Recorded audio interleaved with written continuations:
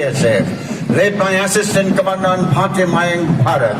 This force protects and provides security to more than 330 public sector undertakings.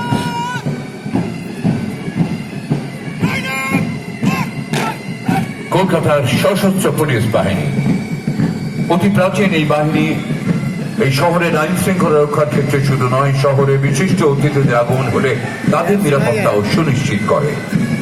Sergeant Polash Dhara is leading the contingent of Kolkata Armed Police. This is one of the oldest wing of Kolkata Police. Kolkata Armed Police provides security and escort to VVIPs and VIPs.